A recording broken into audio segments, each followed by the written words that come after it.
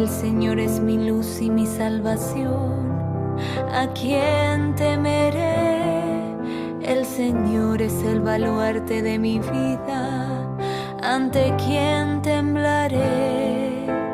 Contemplaré la bondad del Señor en la tierra de los vivientes. Una sola cosa he pedido al Señor, y eso es lo que quiero: vivir en la casa del Señor todos los días de mi vida, para gozar de la dulzura del Señor y contemplar su templo. Contemplaré la bondad del Señor en la tierra de los vivientes. Escucha, Señor, yo te invoco en alta voz. Apiádate de mí, respóndeme. Mi corazón sabe que dijiste: busquen mi rostro. Contemplaré la bondad del Señor en la tierra de los vivientes. Contemplaré la bondad del Señor en la tierra de los vivientes.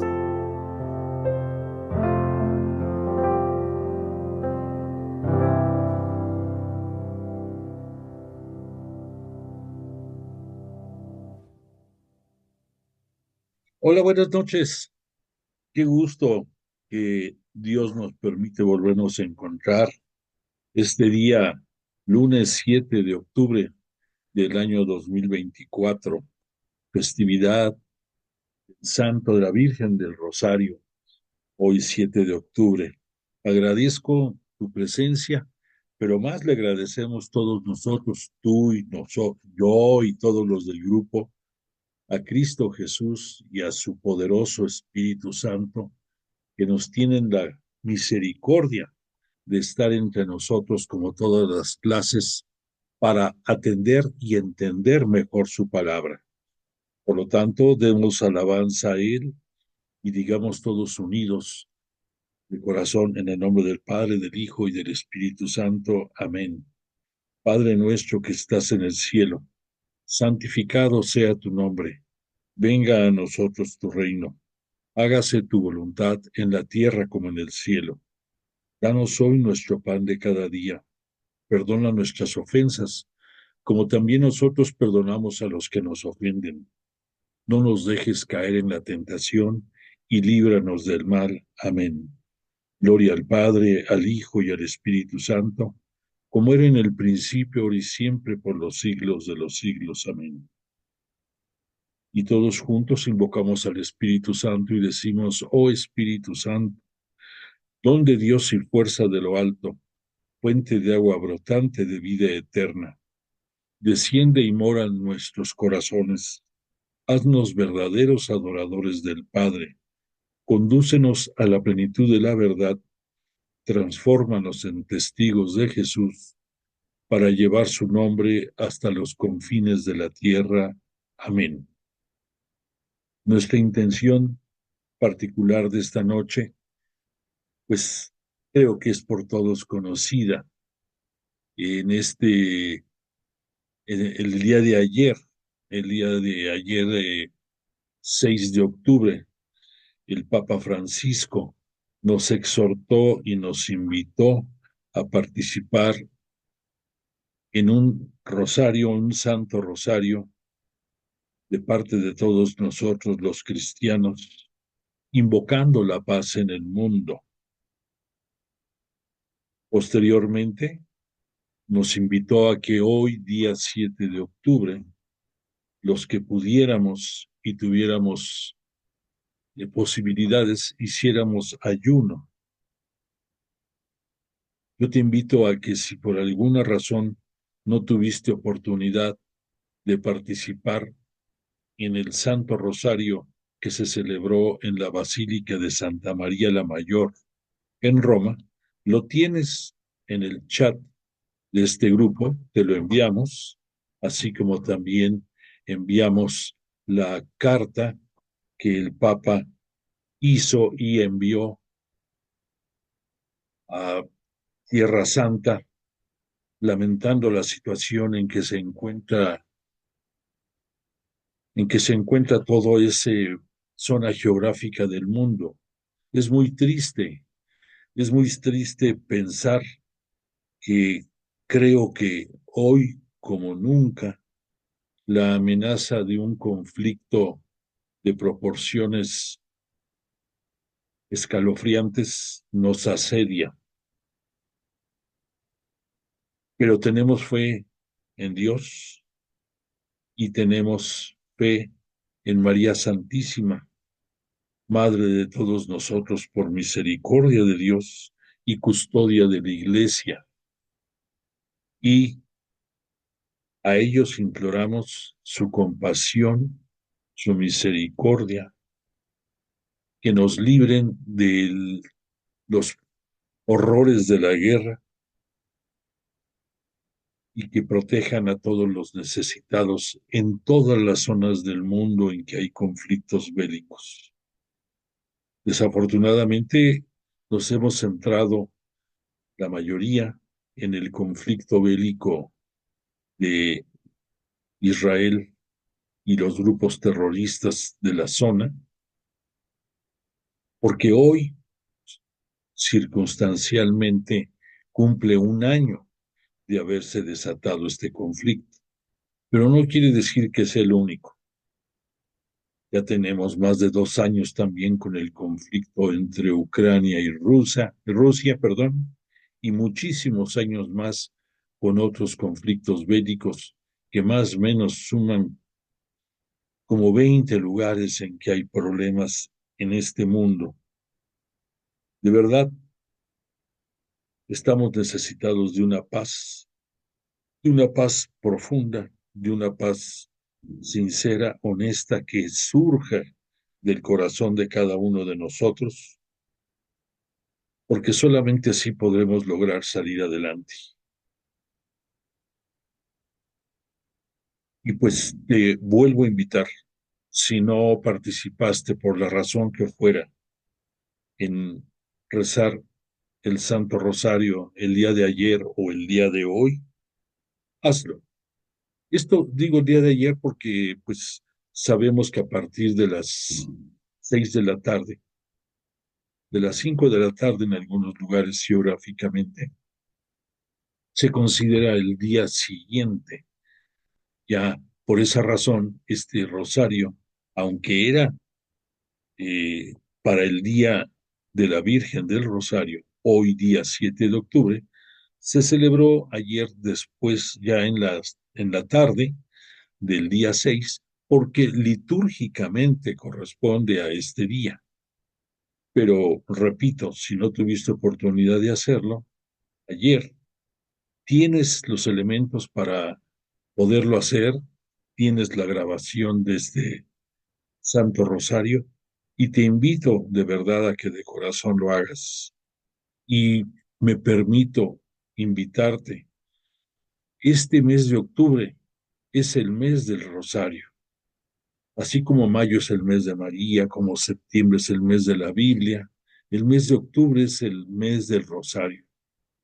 Si está en tus posibilidades el que lo hagas todo este mes diariamente, va a ser una gran ayuda para que todos juntos en oración podamos lograr preservar la paz en el mundo. Y te quiero recordar que la necesitamos todos, porque desafortunadamente una mala decisión de cualquiera de los gobiernos de los países que pueden llegar a estar involucrados en este conflicto, las consecuencias serían catastróficas para todo el mundo, no solamente para los que están ahí, porque el potencial del las armas actuales es impresionante. Y además del daño que pueden causar físicamente en el lugar en que detonen, cambia radicalmente al mundo. Si con el simple cambio climático estamos sufriendo consecuencias catastróficas, imagínate con un mal probablemente pudiera llegar a ser hasta nuclear. Cambiaría la vida o probablemente terminaría con la vida. Así que es alarmante, es catastrófico, pero sobre todo esto tenemos fe en Dios, confianza y fe en Jesús, nuestro Salvador y Mesías, y tenemos también una devoción sin límite a la Santísima Virgen María, Madre nuestra por misericordia de Dios y protectora de la Iglesia. Este, para terminar con este comentario, te quiero decir que hoy se celebra la festividad de la Virgen del Rosario, porque en el año de 1571 hubo un conflicto, hubo una guerra, hubo una batalla que quedó grabada en la historia, una, una batalla marítima que se dio por las cercanías de Grecia, por las cercanías también de Italia, más o menos por esos rumbos, han cambiado los nombres, pero en aquellos tiempos la zona en que se desarrolló este conflicto se le conocía como Lepanto, y en esa batalla de Lepanto en 1571 se enfrentaron las huestes del Imperio Otomano y del Imperio Turco, y que estaba confrontado tremendamente contra los cristianos. Y por otra parte, la Liga Santa, una liga eh, que estaba al frente de ella el reino, el imperio español, secundada por el imperio veneciano y por muchos otros participantes más que se constituyeron en la Liga Santa. Y se dice que se pidió a toda la humanidad que también se rezara el rosario para salir airosos de esta batalla.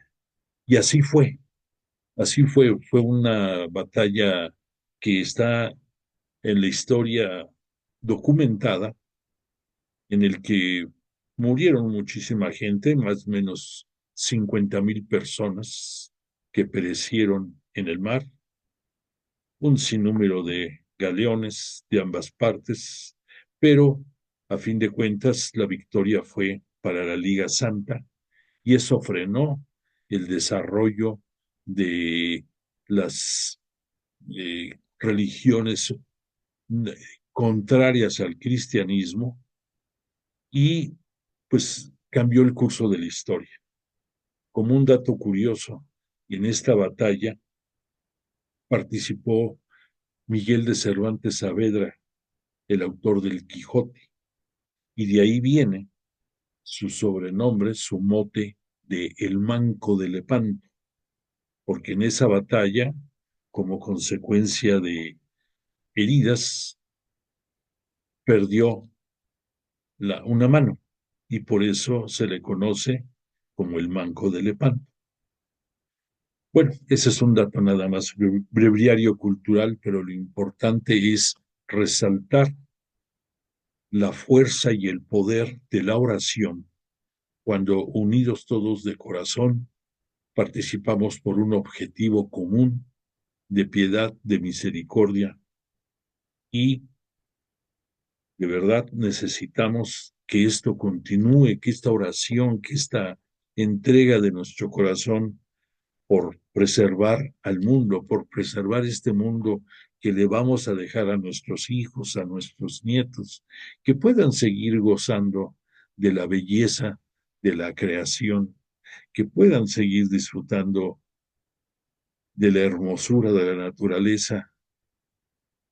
Lo merecen y le pedimos a Dios a través de la intercesión de Jesús, nuestro Mesías y Señor, con el poder del Espíritu Santo y con la asistencia y compañía del manto de María Santísima sobre nosotros, que nos orienten, que nos encaucen y que nos hagan lograr este anhelo que tenemos la certeza por la fe en Dios y por su misericordia y poder, vamos a salir adelante.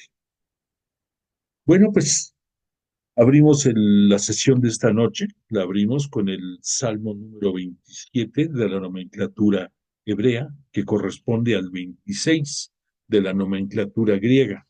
Este salmo, este bello salmo, la canción que escuchamos está inspirada en él y tiene un subtítulo de Junto a Dios no hay temor. Yo no sé, pero no me creas mucho, pero no lo escogí así, es profeso. Pero la persona que me asiste y que prepara todo esto, este fue el salmo que quedó para nuestra clase. Y pues creo que es por demás decir, este bello canto que escuchamos está soportado en los 14 versículos de este salmo. Y quiero leer nada más, quiero leer 3, tal como viene en el salmo, para que lo hagamos propio esta noche y lo vivamos de corazón, con fuerza, con perseverancia, con contundencia. Dice el Salmo 1, Yahvé, Dios, es mi luz y mi salvación. ¿A quién temeré? Yahvé, el refugio de mi vida. ¿Ante quién temblaré? En el versículo 4 dice, una cosa pido a Dios, es lo que ando buscando, morar en la casa de Yahvé todos los días de mi vida, admirar la belleza de Dios, contemplando su templo. Y el verso número 7 dice, escucha, Dios, el clamor de mi voz, ten piedad de mí, respóndeme. Sí, Dios, tu rostro busco, no me ocultes tu rostro. Este versículo número 7, te quiero hacer el comentario, era uno de los salmos preferidos del difunto Papa Benedicto XVI, de el otrora cardenal Joseph Ratzinger, uno de los teólogos más grandes de la historia y de las mentes más brillantes del mundo contemporáneo dentro del cristianismo católico. Y repito, él se gozaba de rezar este verso del Salmo, te lo repito. Escucha, Dios, el clamor de mi voz, ten piedad de mí, respóndeme. Digo para mis adentros, busca su rostro. Si Yahvé tu rostro busco, no me ocultes tu rostro. Y un poquito más adelante dice, no rechaces con ira a tu siervo, que tú eres mi auxilio. No me abandones, no me dejes, Dios de mi salvación. Si mi padre y mi madre me abandonan, Dios me acogerá. Bueno, pues creo que no hay nada más que decir de esto.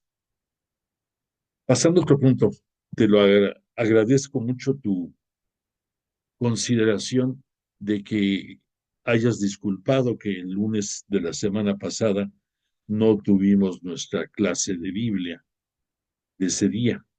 Se juntó con el martes, que fue un día inhábil, y yo tenía necesidad de hacer un viaje importante, y pues agradezco de nueva cuenta tu comprensión, porque pues nos retrasamos una semana.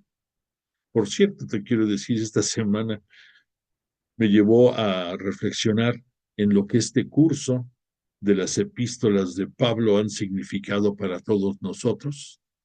Y te quiero decir que hemos cumplido ya un año de estar estudiando las epístolas paulinas. Estamos a punto de llegar al final del estudio de sus epístolas y esta noche nos toca adentrarnos a lo que son sus epístolas pastorales. Te quiero decir que el término de epístolas pastorales viene, viene como una denominación para lo que es, lo que viene siendo un plan de vida. Aquí te quiero poner la lámina correspondiente a las epístolas pastorales. Te estaba diciendo, una epístola pastoral, a diferencia de los otros dos grandes grupos que hemos visto en Pablo, sus epístolas, las tradicionales, como por ejemplo Romanos, Colosenses, Efesios, Filipenses, todas las que hemos estado estudiando, algunas tienen un subtítulo de la epístolas en la cautividad. Ya estudiamos que eso es porque fueron escritas para llegar a las distintas comunidades que él las envió, él estando privado de su libertad. Por eso el sobrenombre de epístolas de la cautividad. En este caso de las epístolas pastorales, quiero decirte que también fueron escritas en momentos de cautividad de Pablo. Sin embargo, las tres epístolas consideradas como pastorales no dicen nada de su cautividad perdón, no están incluidas en el apartado de las epístolas de la cautividad, y es por una razón. Pablo está preso, presumiblemente se encuentra ya preso en Roma. Él después de un tiempo va a tener oportunidad de continuar su plan de llegar con el Evangelio hasta los confines de la tierra y extenderlo para llegar a parte de la actual España, pero después va a regresar y va a volver a ser apresado. Por lo tanto, no tenemos una claridad definida del tiempo del año en que fueron escritas. Presumiblemente, estas epístolas se escribieron entre el año 62 y el año 64. Pero aquí Pablo ya tenía la claridad de cuál iba a ser su fin en este mundo, su fin de la vida terrenal. Él, por supuesto, era creyente y sabía que le aguardaba la vida eterna. Mas, sin embargo, el triste momento de la separación de lo terreno hacia lo celestial que todos vamos a pasar en algún momento de nuestra vida, él veía que se acercaba y entonces cambió el enfoque de, de llevar el Evangelio. Lo continuó llevando, pero preparando a los pastores que iban a conducir al rebaño del Señor, que había sido confiado a él como apóstol de la gentilidad, como apóstol de Cristo. Entonces, Pablo se concentra y se aboca a hacer tres epístolas que pudieran ser formativas de los dirigentes de la naciente Iglesia Cristiana Católica y a darles, pudiéramos decir, un, tema, darles un guión, más bien dicho, darles un guión de cómo hacerlo correctamente y en qué debieran de fijarse. Por lo tanto, en estas tres epístolas vamos a ver que Pablo se olvida en irse de boca, pudiéramos decir, con conceptos de moral, de ética, y va mezclando, por supuesto, parte de ellos, pero lo va mezclando con indicaciones de cómo debiera de ser la organización de las comunidades cristianas católicas, cuál debía de ser la organización interna de ellas y a darles con grandes espacios, con gran claridad, pero recalcando mucho los conceptos principales a desarrollar entre las comunidades. Por esa razón, vamos a ver que esas tres epístolas pastorales se van a convertir en que quien las respeta y vive puede sentirse parte del rebaño.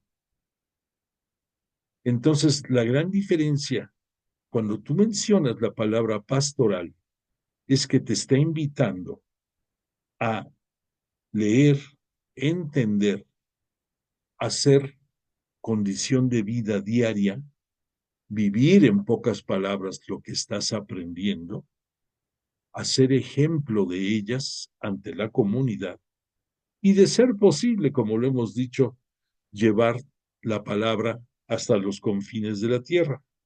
Mas, sin embargo, esta, estos 5 puntos que estamos viendo, citando, leer, entender, orar, me faltó orar, vivir y de comunicar la palabra, estos 5 aspectos, cuando tú los puedes llevar a cabo, se hace un estilo de vida y entonces puedes decir con certeza de que tú eres parte del rebaño del gran pastor. ¿Quién es ese gran pastor? Jesús de Nazaret. Jesús de Nazaret, él nos dijo en varias ocasiones y nos recalcó, yo soy el pastor y las ovejas conocen mi voz. Entonces, cuando tú te conviertes en parte de ese rebaño, en oveja de ese rebaño, claro que conoces la voz del pastor y esa voz del pastor te va a llevar adelante. Hay un detalle curioso que, que cambia en la práctica. Tú ves, posiblemente hayas visto, que en algunos rebaños el pastor va atrás y va atrás cuidando que si alguna oveja se salió del redil, como se dice, o amenaza con perderse, o tiene el asedio de algún animal depredador, pues lo puede evitar el pastor. Mas, sin embargo, si tú te fijas en todos los episodios que nos narran los evangelios, jamás Jesús va atrás. Jesús siempre va adelante. Y por eso dice, perdón, quien me reconoce, conoce mi voz y me sigue. Entonces es un concepto muy diferente, o sea, se oye muy simple, pero reflexiona y es muy importante. Tú vas siguiendo la voz de tu gran pastor, nuestro Mesías y Señor Jesús de Nazaret. Obviamente, tú lo vas escuchando a través del Espíritu Santo. Recordemos que el Espíritu Santo es el paráclito, el segundo paráclito que Dios nos deja cuando Él asciende a los cielos y les dice a sus apóstoles que les deja la tarea, en primer lugar, de bautizar en el nombre del Padre, del Hijo y del Espíritu Santo, y en segundo lugar, de llevar su palabra hasta los confines de la tierra.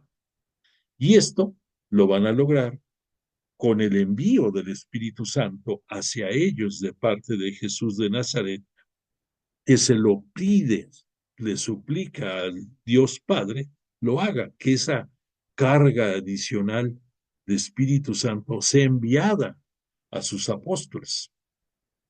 Y por esa razón, en principio, los apóstoles, dentro de su precaria, eh, dentro de su precaria capacidad de análisis, de, pudiéramos decir, sin que sea ofensa, respetando el nivel de inteligencia que ellos tenían, pero con el gran corazón de seguir al maestro, recibieron una carga adicional de Espíritu Santo que les permitió a ellos ser las columnas que sostienen la naciente Iglesia Cristiana Católica fundada por Jesús de Nazaret, y muy particularmente en Pedro, el ser la piedra angular, esa piedra que la debes de ubicar bien.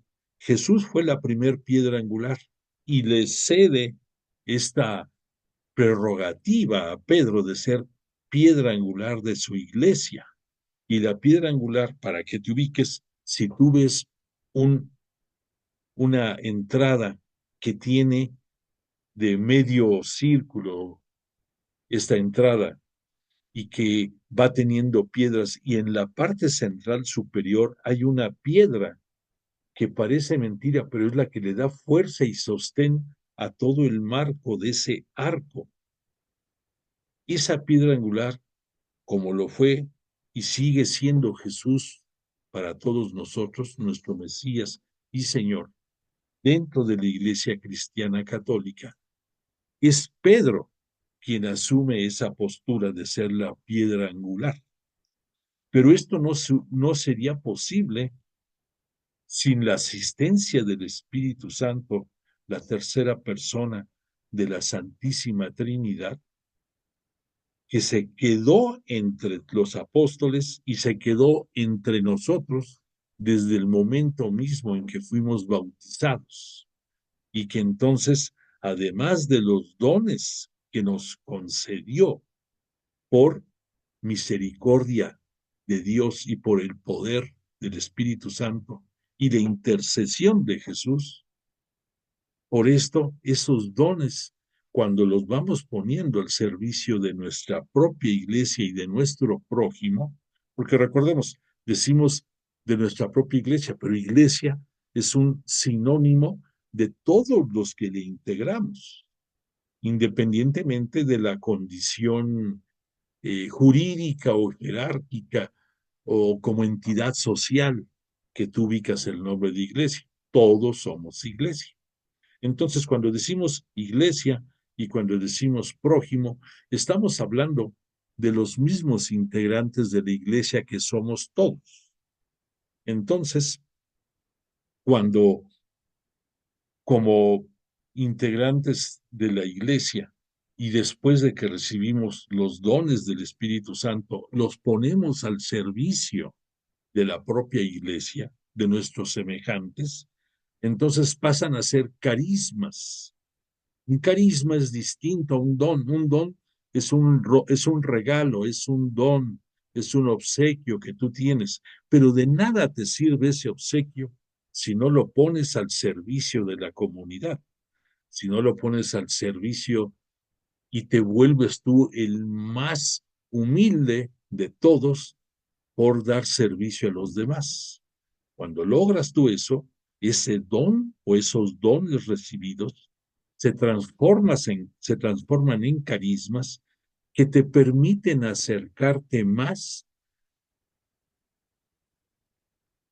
a Jesús, a su santidad, al tres veces santo. Varias veces te he dicho esa palabra esa frase de tres veces santo y te quiero precisar porque a veces ni yo mismo lo explico bien. Es tres veces santo porque dentro de la Sagrada Escritura hay dos números muy especiales, el número 7 que nos habla de la plenitud y el número 3 que nos hablan de de lo máximo, de la perfección, de la más grande que puede haber. Y por esa razón, los que van en pos del seguimiento de Dios a través de Jesús, somos santos, pero nadie como el 3 veces santo, unigénito Hijo de Dios Padre, Jesús de Nazaret. Por eso es 3 veces santo. A veces, perdóname, a veces se me van las cabras al monte y a veces te hablo de la 3 veces santa Jerusalén, y lo ubicamos correctamente con que ahí están compartiendo tres diferentes iglesias, eh, las tres más grandes iglesias que nada más tenemos a un solo Dios, que es el cristianismo, el judaísmo y los seguidores del Islam.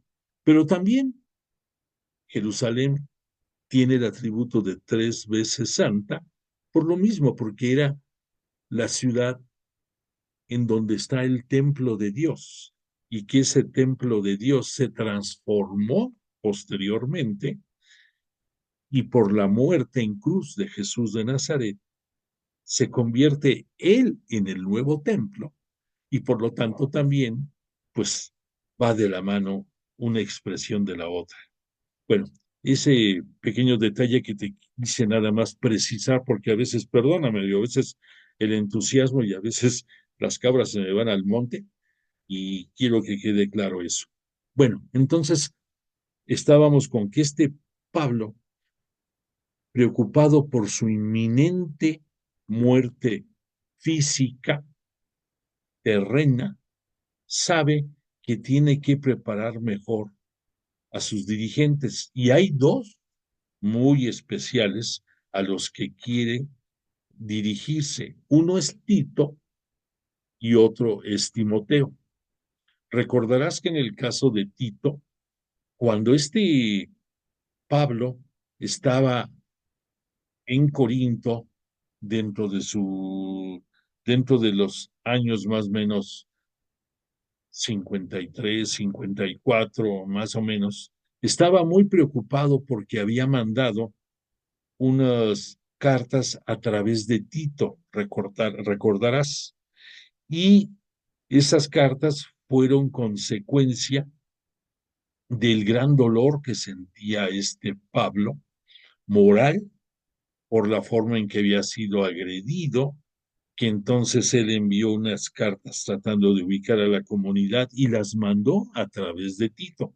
Y aquí nos queda claro la importancia que tenía para Pablo, que Pablo estuvo más que preocupado, estuvo retrasando su llegada ahí a Corinto, porque él estaba en Éfeso, recordarás, en Éfeso, ahí redacta la carta, la manda en la mano de Tito y después va a Corinto y ve que no ha llegado Tito. Y entonces preocupado, pues entonces se desplaza a otras latitudes y ahí ya concuerda con Tito. Esto lo comento para que te des una claridad de la importancia que tenía Tito para Pablo. Y en el caso de Timoteo, él también tiene una importancia muy grande para Pablo, porque te quiero recordar, Timoteo fue hijo de un matrimonio de una madre judía y de un padre pagano, que conoció este Pablo desde su primer viaje apostólico. Estamos aquí hablando más o menos por el año 42, 43. Ahí lo conoce. Probablemente en ese tiempo este Timoteo era un adolescente todavía. Después va pasando el tiempo y Pablo lo va preparando, lo bautiza, por supuesto, y le va dando enseñanza.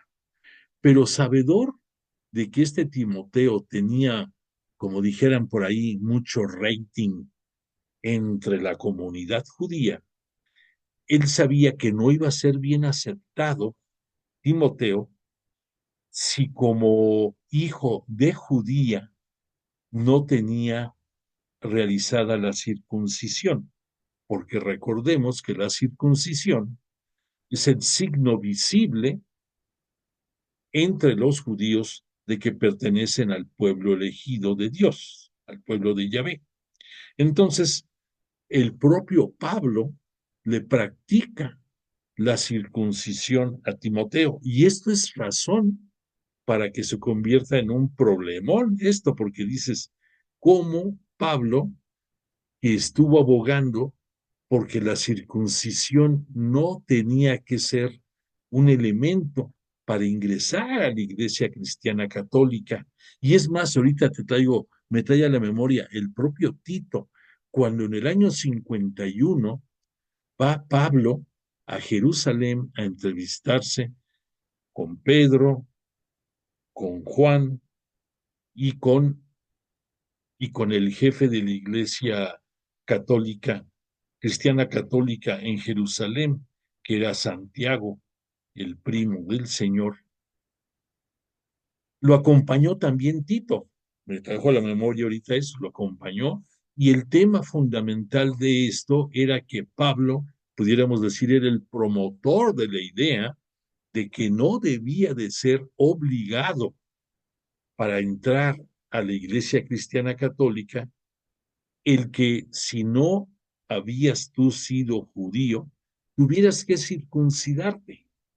Entonces, aquí te darás una idea de todo lo que ocasionó de problemillas para Pablo el hecho de que él, aún pugnando por la iglesia cristiana católica, circuncida a Timoteo. Pero repito, lo hizo con una premeditación, alevosía y ventaja, pudiéramos decir, este Pablo, para que tuviera una aceptación entre el gremio de los que estaban entrando a la comunidad cristiana católica provenientes del judaísmo y que no le hicieran cara larga a Timoteo. En fin, eran costumbres muy estrictas de esos tiempos y sigue siendo. O sea, sigue siendo hoy en día, pero pues vamos a centrarnos en lo que estamos hablando. Entonces, Timoteo va pasando el tiempo y se convierte en un puntal de la enseñanza para Pablo.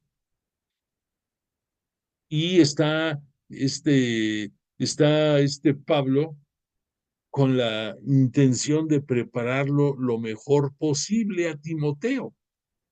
Y entonces le va a dirigir también su epístola para reforzar todos los pormenores de lo que debe de ser la formación dentro de la Iglesia Cristiana Católica, partiendo de lo que Pablo siempre fue promoviendo, el querigma de la muerte y resurrección de Jesús, pero agregando todos los conceptos posteriores que él fue dando enseñanza.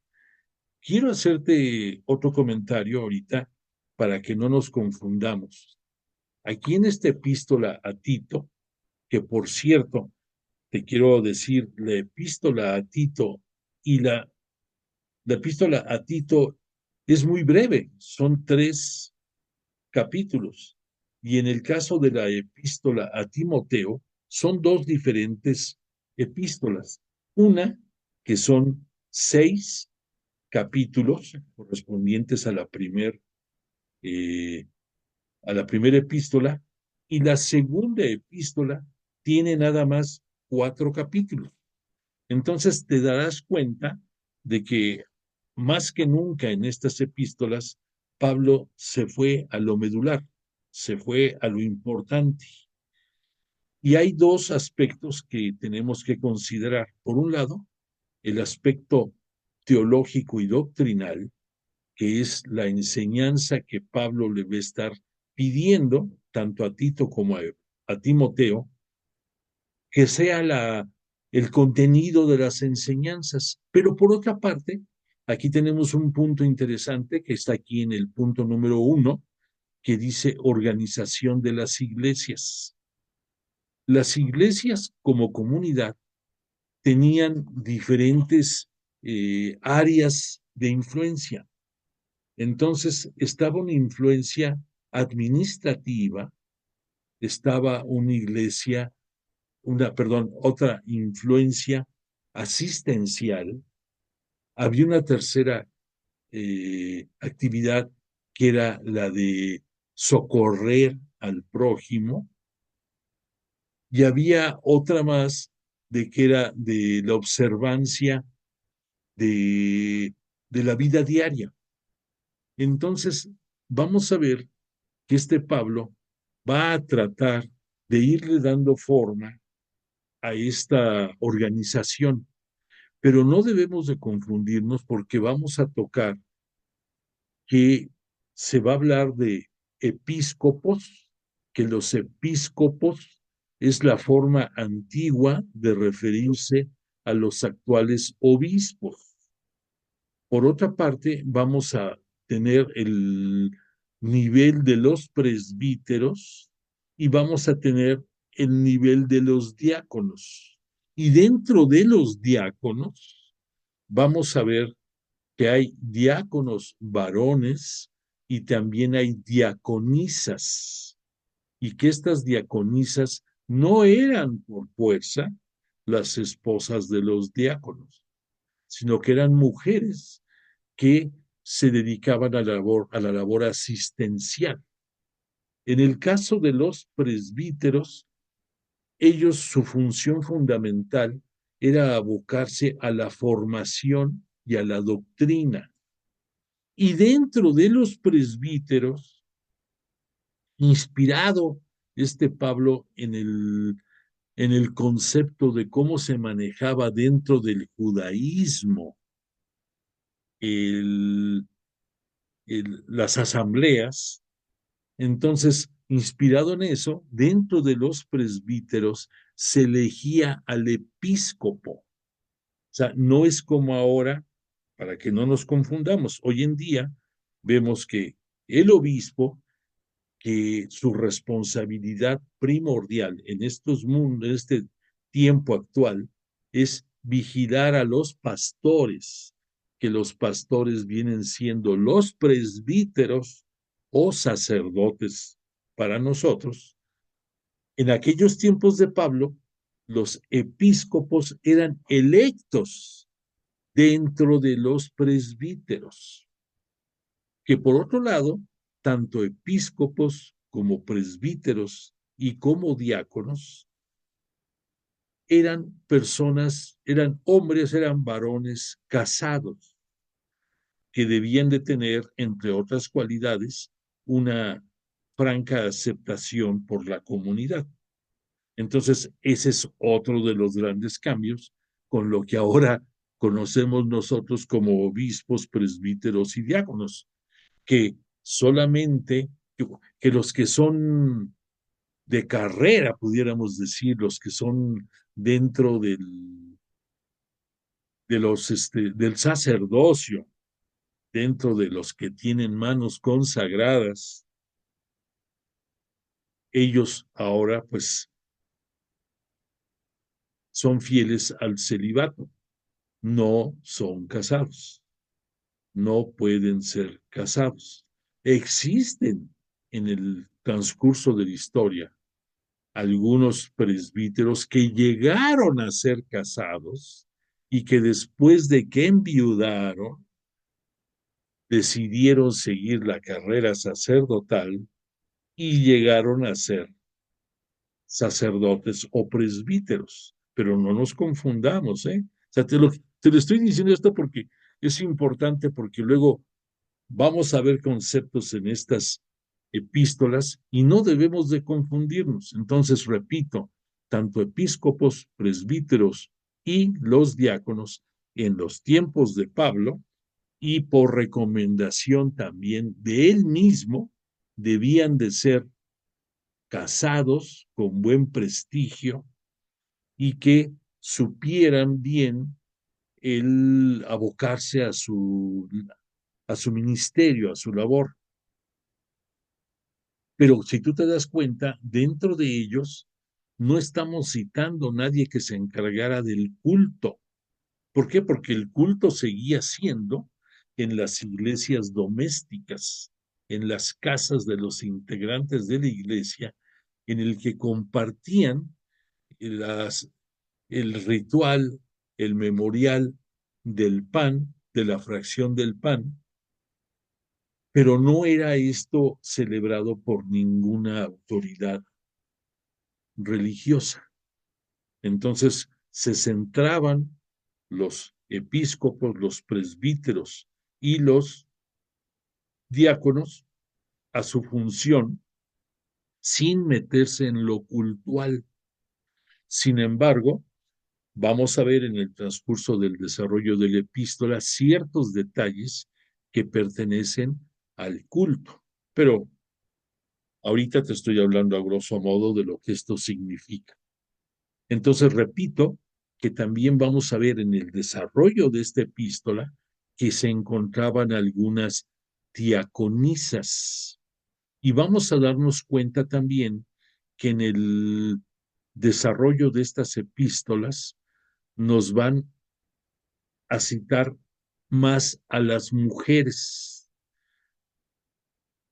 haciendo alusión en todos los casos que la mujer debe de ser sumisa al marido, etcétera, etcétera, pero es uno de los grandes cambios de los tiempos anteriores, de los tiempos del judaísmo, del tiempo del Deuteronomio, de la ley mosaica, de los 10 mandamientos, llámale tú todo eso, en que la mujer no figuraba tanto. Sin embargo, vamos a ver algunas expresiones en estas epístolas que parecieran un poco contradictorias, que darían la apariencia de que la mujer seguía siendo de segundo nivel, pero es la pura apariencia. Aquí este Pablo resalta mucho la importancia de la mujer dentro de la iglesia. Por lo tanto, en el punto número 2, nos van a citar algunos deberes propios de algunos fieles, nos van a hablar de las diferentes categorías de fieles. Y después vamos a ver en el punto tercero recomendaciones que le daba ya a Tito como futuro conductor de la comunidad que le iba a tocar a él vivir. Entonces, para cerrar esta introducción, te quiero citar que a partir del siglo XVIII, las dos epístolas, la de Timoteo y las dos epístolas a Timoteo, la primera y segunda epístola a Timoteo y la epístola a Tito, recibieron la denominación de epístolas pastorales, porque ya vimos el porqué, que es un título adecuado, ya que van a ser dirigidas a pastores que deben ver por el bien de la iglesia, entre paréntesis, presbíteros. Que los destinatarios, vamos a ver que este Timoteo, que nació en Listra, en la ciudad de Listra, perteneciente a la provincia de Galacia, en el Asia de dominación del Imperio Romano.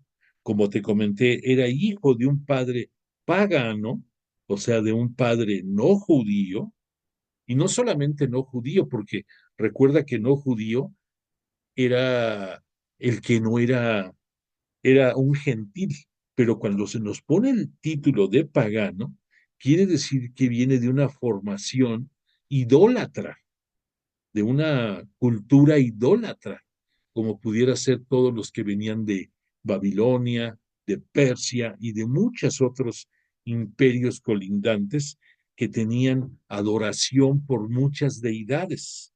Pues el papá de Timoteo así era, pero su madre era judía, probablemente a partir de la dispersión que se dio cuando cuando fueron asediados tanto, tanto Israel como Judea por los imperios paganos, se creó una dispersión, se propició una dispersión y muchos ya no regresaron, pasado el tiempo, a, a sus tierras de origen. Probablemente por esa razón, la mamá de Timoteo era judía, pero radicada en Listra. Ahí se conoció al papá de Timoteo, se enamoró, y entonces Timoteo fue el producto de su amor. Entonces, este Timoteo abraza la fe cristiana probablemente durante el primer viaje misionero de Pablo. El apóstol lo toma consigo en su segundo viaje. O sea, más o menos, su primer viaje, recordemos que va del año 41 al 46, el segundo va como del 46 al 51. En ese segundo viaje lo vuelve a encontrar este Pablo y ya lo hace como, lo convierte, lo bautiza y le empieza a dar formación. El apóstol toma consigo a Timoteo y lo va poco a poco asociando a su ministerio. Esto nos los reporta mucho el libro de Hechos de los Apóstoles, concretamente en su capítulo 16, en sus versículos 1 y 2, y le hace circuncidar en vista de su futuro trabajo entre los judíos. Con frecuencia Timoteo recibió del apóstol Pablo importantes encomiendas. Esto lo vamos a ver en la narración que ya estudiamos, tanto en Hechos de los Apóstoles como en la epístola a los tesalonicenses, a los filipenses y en Corintios. En esas tres epístolas vamos a ver a Timoteo en la redacción de esas epístolas. Cuando Pablo estuvo cautivo en Éfeso, Timoteo le acompañó y está citado esto en la epístola a los colosenses. Y el apóstol le confió a Timoteo el cuidado de la iglesia de Éfeso, siendo relativamente joven este Timoteo. Era delicado de salud, de carácter más bien tímido y reservado, y fue siempre fiel a Pablo y un eficaz colaborador. Esto es para que tengamos una semblanza de más o menos cómo era Timoteo.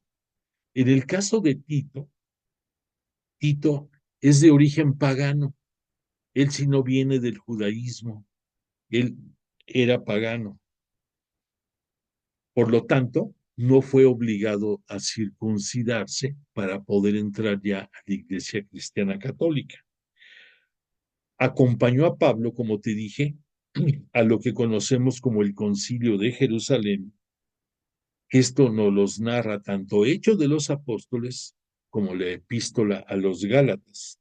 Ahí vamos a ver este momento. Y ayudó a Pablo en la difícil crisis de Corinto que vivió este Pablo.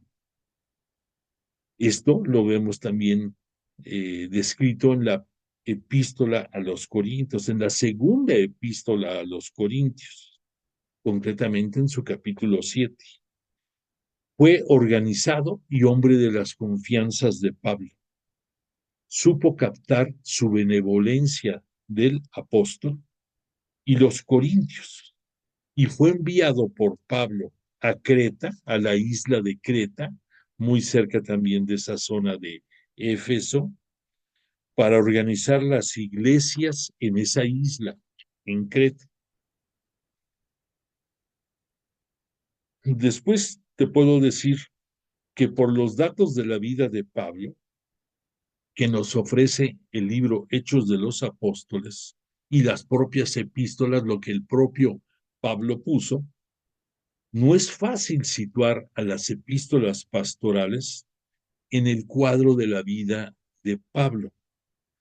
Este argumento, sin embargo, no tiene un valor decisivo, ya que al final del libro de Hechos de los Apóstoles, no coincide con con el fin de la vida física de Pablo. Hay una pequeña discordancia. ¿Y por qué? Te cito esto. El libro de Hechos de los Apóstoles, recordemos, fue escrito por Lucas, el evangelista, y el propio Lucas estuvo en distintos momentos acompañando a Pablo, como también lo hizo el apóstol Marcos. En aquellos momentos, cuando lo acompañaron, no eran todavía evangelistas.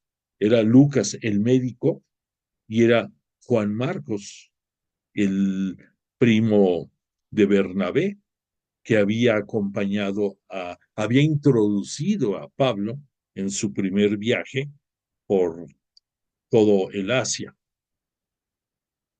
Lucas se había propuesto en la obra de Hechos de los Apóstoles hacer una narración de cómo fue llevándose el Evangelio desde sus inicios después de la muerte de Jesús hasta la llegada a los confines de la tierra.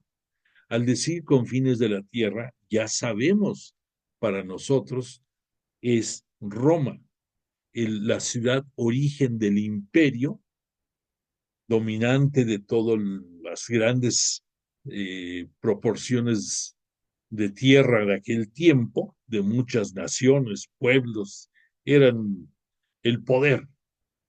Entonces, en donde se origina el poder es la ciudad de Roma, y ahí lo consideraban, para efectos de redacción, como el, el mundo conocido, los confines de la tierra, eran los confines de la tierra política, cultural, social de aquel tiempo. Después Lucas, cuando llegó a este punto, ahí le dio fin al libro de Hechos de los Apóstoles. Por lo tanto, en su libro de Hechos de los Apóstoles no nos van a mencionar ni del cautiverio de Pablo, ya por los años 60 aproximadamente, y mucho menos de la muerte que tuvo en el tiempo del emperador Nerón, que más o menos lo podemos situar entre el año 64 y el 67, y más o menos va a ser los mismos tiempos en que Pedro también va a ser crucificado boca abajo por petición del propio Pedro, porque se sentía indigno de ser crucificado como su maestro y salvador. En el caso de este Pablo, por tener la ciudadanía romana, por haber nacido en Tarso de Cilicia, entonces él no podía ser crucificado, y él, por su por ser ciudadano romano, murió decapitado.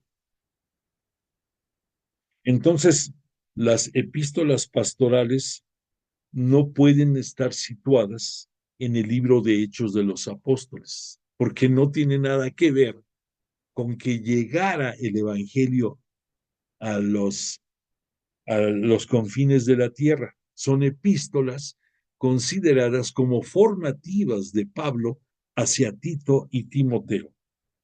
El segundo punto, que ya hablamos un poco, es que la organización de las iglesias, con su estructura jerárquica, tal como la describen las epístolas pastorales, refleja un estadio evolutivo posterior a los tiempos apostólicos. Situémonos, nuestra iglesia, una santa católica apostólica y romana, aunque ya muchas veces no decimos lo romano, parten de que la jerarquía en aquellos tiempos iniciales estaba solamente en los apóstoles. Y por eso somos una iglesia apostólica. Por otro lado, porque sepas, porque te ubiques, decimos romana, porque dentro del cristianismo católico hay diferentes ritos, y el rito que observamos nosotros aquí en nuestra ciudad, en nuestro país, corresponde al rito romano, pero hay otros ritos, el ortodoxo, muchos, hay, no demasiados, pero sí hay varios ritos que varían un poco en el orden de la liturgia o en algunos datos sobre la tradición. Por decirte algo, en, los, en el rito ortodoxo no vas a ver tú cuadros o imágenes de santos como los ves en muchos templos cristianos católicos. Ahí se van a centrar en la cruz y se van a centrar en la Santísima Trinidad. Y si acaso encontrarás un ícono en zonas especiales en que están nada más las imágenes representativas, los íconos, mas no en cualquier pared del templo, por citarte algo para que te ubiques. Por eso nuestro ritual es el ritual romano. Entonces, te repito, nuestra iglesia es una, porque es la única, santa, porque fue fundada por Cristo, por Jesús, hombre, nuestro Cristo y Mesías. Él es el fundador de la única iglesia verdadera. Es cristiana y es católica, católica porque es universal, cristiana porque venimos, somos descendientes y seguidores de Cristo, y católica porque católico es un sinónimo de universalismo. Entonces, y repito, apostólica, porque la organización inicial de la iglesia estaba en los apóstoles. Y por eso Pedro y Juan tenían pudiéramos decir, la función de estar checando, de estar viendo cómo iban evolucionando y cómo se iba creciendo las diferentes comunidades que se estaban desarrollando dentro de la península de Siria y también fuera de ella, lo que ya fueron las áreas de Asia y de la que conocemos ahora como parte europea, el Asia antigua de aquellos tiempos. Pero quiero decirte que la estructura jerárquica dentro de la iglesia, no nos confundamos, la estructura jerárquica es sinónimo de orden. Muchas veces confundimos o nos dejamos confundir por las personas que nos dicen, ay, sí, pero es que el Papa y los obispos y los sacerdotes, como señalando que somos, que, que somos demasiado cuadrados, que somos, no sé, nos casi casi nos satanizan por tener una estructura definida. Pero la verdad de las cosas es que lo que significa tener una estructura jerárquica es orden. Claro, dentro de ese orden, pues está el respeto por guardar ese orden y por mantenerte en el nivel que debes de estar, pedir las autorizaciones a tus superiores y de ahí nos vamos en orden ascendente hasta el propio Papa. Pero repito, la estructura jerárquica es sinónimo de orden. Por lo tanto, aquí vamos a advertir que Pablo se va a enfrentar a un fenómeno no conocido, porque él debe de ir preparando y reforzando el que se va a pasar de ser una iglesia bajo el control de los apóstoles a una iglesia jerárquica. Entonces, no es fácil, no es fácil fundamentar esa organización y el mantener ese orden. Y entonces, si de por sí eran muchos los problemas cultuales y los problemas por la propagación de la fe y por el adoctrinamiento de los integrantes de la nueva comunidad cristiana católica, agrégale a eso el tener que dar una organización administrativa de orden, de asistencia, de formación y poderlo ir integrando. Entonces, fueron épocas muy difíciles. Además de eso, recuerda que en estos tiempos primeros de la iglesia, porque el decir por los años 60, pues apenas tenía 30 años de haber muerto en la cruz Jesús. Nosotros a una distancia de prácticamente 2000 años seguimos con broncas y diferencias entre nosotros mismos. Imagínate lo que tuvo que advertirse y tolerarse y de sobrellevar en los primeros 30, 40 años de la iglesia. No fue nada fácil. Entonces, el darle un carisma, una, no carisma, sino el darle una connotación pastoral, no fue cosa fácil. Y por eso nos vamos a sorprender que el lenguaje que hemos estado viendo en las epístolas con Pablo va a ser muy diferente a los conceptos y a la lexicología y a los conceptos que él va a manejar en estas tres epístolas pastorales. Entonces aquí, repito, vamos a ver aparecer a los episcopos, que en las dos epístolas, tanto en Timoteo como en Tito va a citarla, a los presbíteros y a los diáconos. Esta terminología no acusa una verdadera diferencia entre episcopos y presbíteros, ya en términos prácticos, lo que ya estábamos diciendo. Eran de la misma categoría, con diferentes nombres, y que probablemente la responsabilidad no era por mérito, sino por designación. Y esto, repito, trae fundamentación de lo que fue las experiencias que se tenían dentro del judaísmo y también dentro del Qumran, de esa agrupación de esenios, que también tenían una estructura muy determinada y que de ahí recordarás, por ejemplo, que en el Sanedrín había ancianos, que al decir ancianos era por un término que denotaba sabiduría o inteligencia o mesura, independientemente de los sacerdotes y de los escribas que conformaban el Sanedrín, comandados por el sumo sacerdote en turno. Un poco basado en esto va a ser la experiencia de Pablo, que él, por haber tenido orígenes judaicos y fariseos, conocía a la perfección. Y entonces va a tratar de ir reforzando esta estructura administrativa poco a poco dentro de estas epístolas.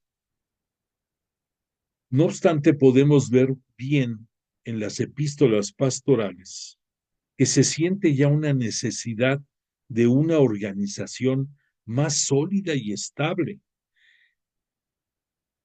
Podemos pensar en una época intermedia entre las grandes misiones de Pablo y lo que estaba aconteciendo a finales del siglo I.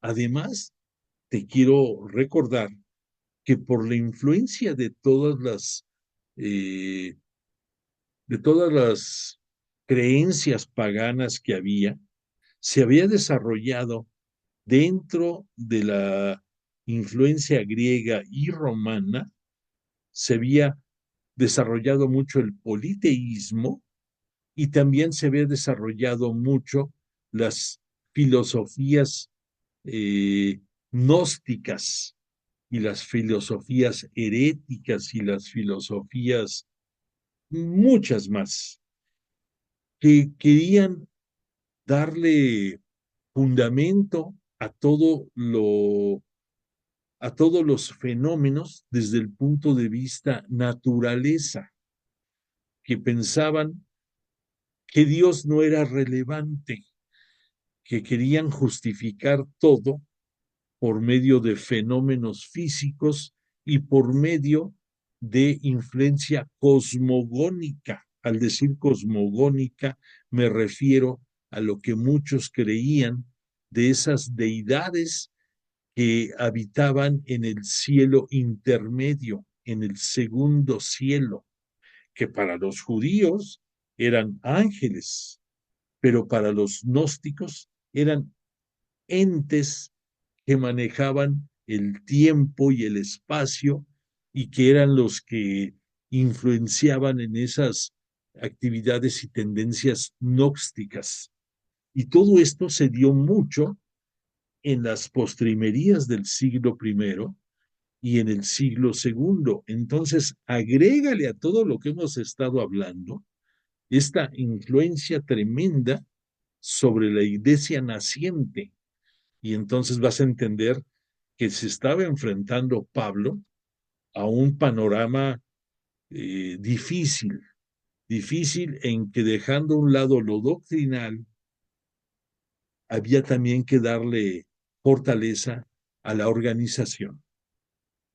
El vocabulario y el estilo de las epístolas pastorales difieren mucho de las epístolas tradicionales como Corintios, Gálatas y Romanos, y de las epístolas de la cautividad que ya hemos estudiado. Sobre el total de unas 900 palabras, hay 305 términos que no aparecen más que en las epístolas pastorales.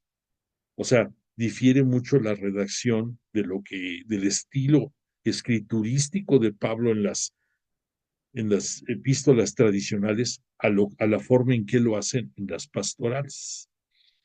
Además de esas 305, 175 palabras eran desconocidas dentro del Nuevo Testamento. Dentro de la narrativa de los evangelios hay 175 palabras que solamente Pablo está utilizando dentro de estas epístolas. Y el estilo no es el estilo vigoroso y ardiente que lo caracterizaban a Pablo, su euforia, su agresividad, su pasión, sino que los escritos de las epístolas pastorales son más bien lentos, un poco monótonos y hasta algo difusos. Estos argumentos de las palabras no es determinante, pues la diversidad de palabras no acusa diversidad del autor, diversidad de autores. Pablo sigue siendo el autor, pero aplicando una psicología muy especial por el momento, la materia que estaba manejando de la formación de los pastores y el estilo que tenía que obligadamente manejar, algo más serio. ¿Cómo explicar en solo unos pocos años pasar de un estilo fogoso y audaz a un estilo lento y monótono? ¿No es verdad que Pablo fuera ya muy anciano? Pues cuando murió tendría aproximadamente 62 años. O sea, no es que no pensemos que por decadencia senil él fue atrofiándose en su forma de escribir. No, no, no. Estaba todavía en plenitud de facultades, aunque pues ya tenía sus años. Para aquellos tiempos, pues sí, 62 años, no muchos lo vivían. Pero estas diferencias, tanto en el vocabulario, en el estilo, no pueden ignorarse y debemos de comprender la intervención de probables manos diferentes en la redacción de las epístolas pastorales. ¿Qué significa esto que te acabo de decir al final? Te repito, estas diferencias tanto de vocabulario como de estilo no pueden ignorarse y pueden acusar la intervención de una mano diferente en la redacción de las epístolas pastorales.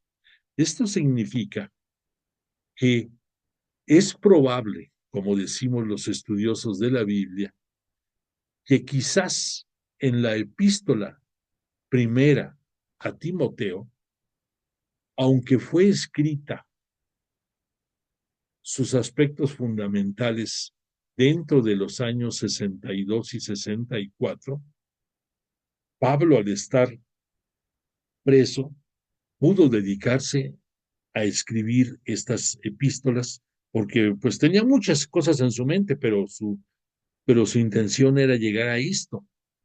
Y probablemente este Pablo, como muchos autores, tenían secretarios, y de estos secretarios, conociendo bien al autor y siempre inspirados por el Espíritu Santo, daban el redondeo a ciertas ideas. Y además de esto, tanto Pablo como los evangelistas formaron escuelas de seguidores, y que esos seguidores, además del conocimiento sobre la doctrina, también tenían conocimiento sobre la personalidad del evangelista o, en este caso, del apóstol. Y se cree probable que la primera epístola a Timoteo tal vez apareció hasta por los años 80 de la de la nueva era. Dices, bueno, ¿cómo si Pablo muere en el más o menos 65 al 67? ¿Cómo aparece esto en el 80? Pues sí, y se piensa que probablemente esa primera epístola a Timoteo fue retocada en ciertos conceptos por los seguidores de Pablo. Eso no le quita veracidad ni le quita canonicidad. Las epístolas pastorales en el Concilio de Trento, que fue por los años 1300 y fracción, ahí fueron reconocidas en su canonicidad porque fueron inspiradas, y el magisterio de la Iglesia Cristiana Católica así lo reconoció, y quedaron debidamente catalogadas en el canon de los 73 libros de la Biblia, de los cuales recordemos que 46 son del Antiguo Testamento y 27 del Nuevo Testamento. Entonces, ahí está reconocido. Sin embargo, es un aspecto que los que estamos estudiando Biblia tenemos que tomar en consideración, que puede haber una culminación del trabajo de la primera epístola a Timoteo, lo recalco, solamente en esa, por el año en que apareció. Sin embargo, repito, la primera y la segunda epístolas, quizás la segunda, de ahora sí como decimos, de cabo a rabo, la pudo concluir Pablo mediante su secretario, dando las instrucciones y él elaborándolas. Pero probablemente la primera epístola, que aunque por orden, dices tú, pues como que la primera aparece después que la segunda, pues sí, sí puede ser. Entonces, la segunda epístola, repito, de cabo a rabo, inspirada por Pablo. La primera, probablemente, inspirada por Pablo y terminada en aspectos de finales por su secretario o algunos seguidores de su escuela. Y entonces se da a conocer a luz pública hasta por los años 80 o finales.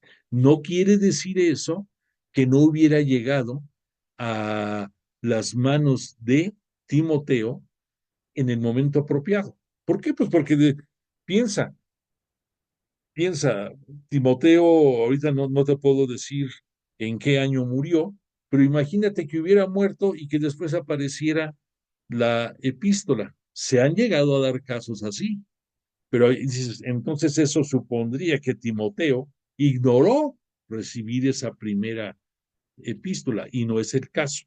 Sí la recibió Timoteo, pero ya la aparición, pudiéramos decir, pública de esta epístola probablemente tuvo esos pequeños retoques y aparece hasta por el año 80 o un poco más. Entonces, conclusión, repito, lo importante es el hecho y lo importante es que esas dos epístolas a Timoteo existen, surgieron de la mente y del corazón y de la inspiración paulina bajo la inspiración del Espíritu Santo. Por lo tanto, como todos los libros de la Biblia, que son 100% palabra de Dios y 100% palabra del hombre, por la inspiración del Espíritu Santo, Él hace ese amalgamiento y le da la veracidad al escrito bíblico. Entonces, los hechos son lo que importan, no nos debemos de confundir, pero sí como estudiosos de la Biblia debemos de saber un poco de esto. Bueno, pues entonces, ya dicho todo esta introducción, para nuestra próxima clase vamos a entrar ya a un estudio pormenorizado, pero va a ser rápido porque son epístolas cortas y nada más son 3.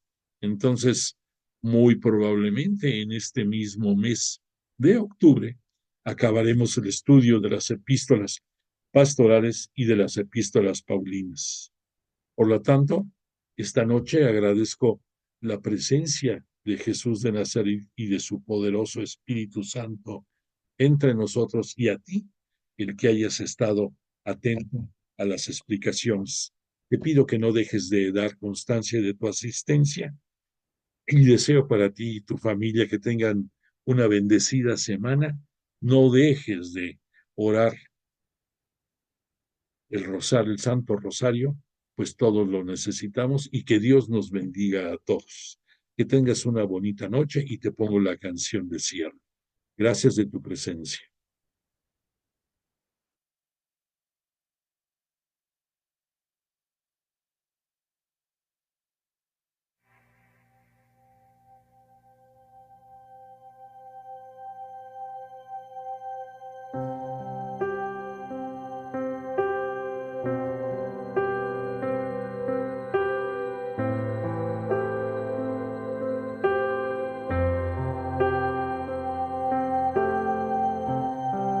Tú eres santo, tú eres digno de recibir la gloria, el poder y el honor, Rey de los cielos, Dios todopoderoso.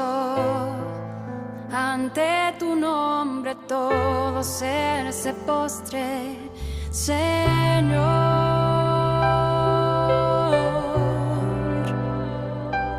Jesús, Hijo de Dios, te bendecimos, te damos gracias, porque eres bueno y eterno es tu amor. Te adoramos, te glorificamos y en tu presencia proclamamos gloria, gloria, aleluya a ti, Señor. El cielo celebra y tu pueblo canta gloria,